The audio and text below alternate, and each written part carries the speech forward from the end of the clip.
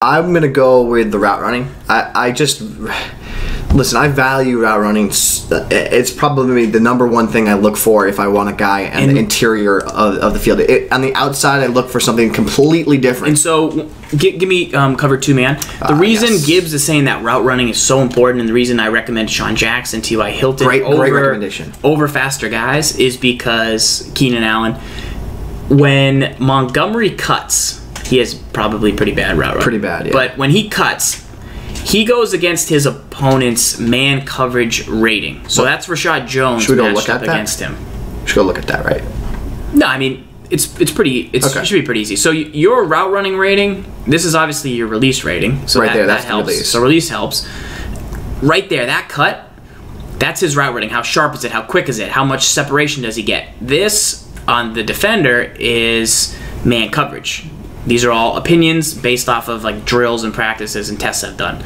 So this man coverage, how tight does the defender stick with him? And so all those things factor in, and I just think man coverage is pretty tough this year. So any route running boost you can get, you want. If you have T.Y. Hilton and you drag him, well, now route running's not really important because drags don't really cut, they don't get pressed. And now it's much better to have a faster T.Y. Hilton, Tavon Austin, who's then more elusive with the ball in his hand than it is because he's going to outrun that defender more than T.Y. Hilton would. So it depends. And be better in the open field. So depending on how you use them, but I think for most players, they might not notice the route running, but if you run routes with cuts, well, that's what you need. And that's... Well, the game's like really balanced in that sense. It's very balanced. Receivers have roles, they have jobs, and MUT accentuates that more than ever before. So. It really does. And again, I would say I think people always want to have, or some feedback you always get from viewers or guys in the community is they want to know like what's the formula for your receivers. Well, I would say that your formula should be receivers on the outside have good speed, good spectacular catch, and good catch in traffic. I would say I would look at those 3 things as being the most important for an outside receiver on the outside hashes. Right.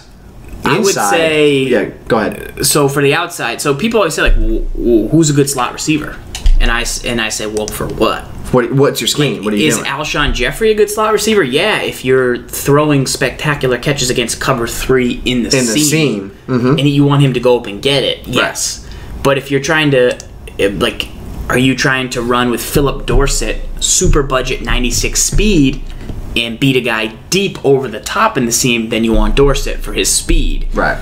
Do you want a guy who's running routes? Then you need a Sean Jackson. So it doesn't, like, people don't need to ask better questions. Like, hey, I need a halfback who does this. They just say like, is Eddie Lacy a good halfback? Depends. I mean, depends. Not really. If you're running a spread passing scheme, you want to run Zan's eye close. That's going to be updated in the Brain Trust later this evening, potentially tomorrow morning. Eddie Lacy might be very good because he's not going to be running a ton of routes out of the backfield. He'll probably running a lot of ISO runs, stretch runs, not a lot of tosses per se. But it depends on how you want to use that defender or that receiver. It depends on your scheme. Spec is the most important thing outside left right, in my opinion. Hands down. Second most important thing there for me is speed. I want guys who are going to outrun slow corners.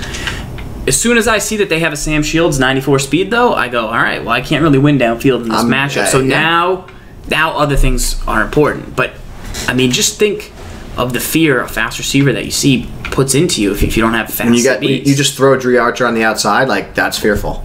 Yeah. Like, or when someone motions him out of the backfield, I freak out. And his route running's terrible. But he can win a speed battle. But he can win a speed battle. And so that's what he's there for. That's what he's there for. Yeah. So great. That was a great question.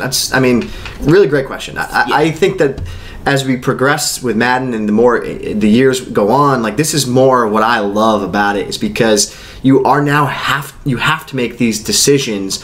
Who do I want in the slot? You can't just go, I'm going to get the fastest guy. Like I'm going to get Bethel Johnson and throw him in the slot like you used to. Right? Now you have decisions to make. Do I want the route runner? Do I want the speed guy? Do I want the spectacular catch guy? So I think as we progress and we're going to get more of these decisions and it's going to make the game evolve more. All right, next question.